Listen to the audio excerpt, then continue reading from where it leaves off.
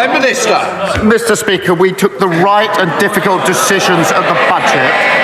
Decisions that they did not have the courage to take, which left us in the mess in the first place. When it comes to tax, she knows very well the limits of what I can say from this dispatch box, but we have an ironclad commitment to our fiscal rules. We can't just tax our way out of the problems that they left us, which is why we put in place tough. They were howling at the spending decisions. They wouldn't take them, and we'll stick to those spending decisions, and our focus is absolutely on growth. But their record, they flatlined the economy. They flatlined the economy. Mini-budget that crashed the economy. Worst cost of living crisis in living history. And they left a £22 billion black hole. Not taking lessons from them on the economy. In a fiery exchange at Prime Minister's questions, Keir Starmer delivered a forceful defence of his government's fiscal policies while launching a blistering critique of the Conservative Party's economic record. Starmer framed his government's approach as one of tough but necessary decision-making, contrasting it sharply with what he described as the reckless mismanagement of the previous administration. He accused the Conservatives of leaving the nation in economic turmoil, citing a £22 billion black hole and the worst cost of living crisis in living history as evidence of their failures. Starmer's rhetoric was calculated to project responsibility and control, emphasizing Labour's adherence to ironclad fiscal rules and a focus on economic growth. However, his refusal to categorically rule out further tax hikes hinted at the challenges of balancing fiscal discipline with public investment. Starmer dismissed the notion of relying solely on taxation to address economic challenges, instead highlighting the tough spending decisions his government has undertaken. Moves he suggested the Conservatives lacked the resolve to implement.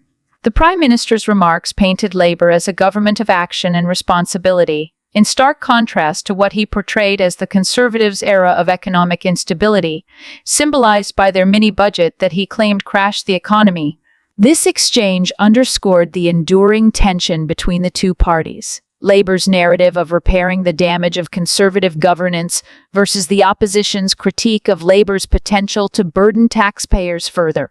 Starmer's approach, grounded in both critique and cautious optimism, reflects his attempt to navigate the economic landscape while asserting Labour's authority as the stewards of a nation seeking stability and growth. Yet, the lack of a definitive stance on future tax policy leaves room for debate, fueling speculation about the trade-offs inherent in his government's fiscal strategy. Given the fact that the Americans fought a war of independence on this slogan, no taxation without representation, my constituents of Great Yarmouth would like the answer to two questions from the Minister. The first question is, why should they continue to pay their council tax beyond May when they will not be represented by elected people? And the second question is, by what name do they call these unelected councillors after May? Minister. So we need to be clear that the members who will discharge the functions of the council and the executive have been elected. The idea that they're not elected, I'm afraid, is not accurate, and we need to be careful with the use of language on some of this, because I believe, and I'm sure the member believes, that most councillors are good public servants that come into local government for the right reasons to represent their community, and we shouldn't be targeting them unnecessarily. So to be clear, they were elected, but we might take the view, if they meet the criteria, that their period of office should be extended to allow election to a new shadow unitary authority. And on that basis, I hope local people support it. Rupert Lowe's fiery critique of election cancellation strikes at the very heart of democracy and the principles that underpin it. His central question, why should my constituents continue to pay full council tax when their democratic right is being stripped from them in May, encapsulates a growing frustration among voters who feel increasingly disenfranchised by decisions made without their consent. Drawing on the historic cry of no taxation without representation, Lowe invokes a powerful argument that ties the legitimacy of taxation directly to the democratic right to vote. If people are expected to shoulder the financial burdens of governance, then they must also retain the right to hold those in power accountable through the ballot box. For Lowe, The cancellation of elections represents not just a bureaucratic decision, but a fundamental violation of democratic principles. By questioning the legitimacy of unelected officials, what he provocatively refers to as councillors, who cease to be elected once polling day is cancelled, Lowy raises an uncomfortable truth about governance without the explicit consent of the people. This sentiment is a direct challenge to the idea that temporary measures, even those framed as cost-saving or logistical necessities, can be justified at the expense of core democratic rights. His frustration is further amplified by the reaction he encountered in Parliament. Lowy's recounting of being told to be careful with the use of language highlights a growing concern about the policing of political discourse, particularly when it challenges uncomfortable or controversial issues. For Lowy, this is not merely a personal affront, but emblematic of a broader reluctance within the political establishment to engage in open and honest debate. The suppression of robust discussion, especially on matters as fundamental as democratic representation, risks alienating constituents and undermining trust in the very institutions that are supposed to serve them. Lowy's sharp critique of democracy's detractors is encapsulated in his pointed observations. Democracy is expensive. Democracy is inconvenient. Democracy is awkward.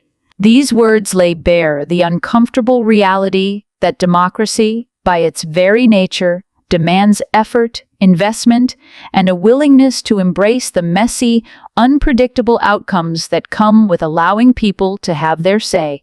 His rhetorical challenge, "If we're worried about cost, why bother with elections at all?" cuts through the layers of bureaucratic reasoning and exposes the dangerous precedent being set when fiscal concerns are allowed to override the principles of representation. For Lowy, such reasoning is not only flawed, but a direct threat to the fabric of democratic governance. At its core, Lowy's argument is a call to action, a demand for vigilance in the face of creeping authoritarian tendencies disguised as pragmatic governance. He insists that elections must go ahead, regardless of how inconvenient or unwelcome their outcomes might be to those in power. To cancel elections is not merely a temporary suspension of democratic processes, but a slippery slope toward normalizing governance without accountability. For Lowy, this is unacceptable. The right to vote, inconvenient as it may be for those seeking control, is the cornerstone of public trust and civic responsibility. Lowy's stance resonates with a broader unease about the erosion of democratic norms. His insistence that voting is non-negotiable serves as a rallying cry for all who value the principles of representation, accountability, and freedom. It is a reminder that democracy, for all its imperfections, remains the most vital tool for ensuring that power ultimately resides with the people. By demanding that elections proceed, Lowy positions himself as a fierce advocate for those who feel left behind by a political system increasingly at odds with its foundational values. His words challenge both Parliament and the public to recognize the cost of compromising democracy, not just in financial terms, but in the erosion of trust, legitimacy, and the fundamental right of the people to shape their future. Thanks for watching. We'd love to hear your thoughts on the content. Share your feedback in the comments below. Don't forget to like and subscribe to stay updated with our latest videos. Also, join our free Telegram group link in the description for uncensored discussions on important issues.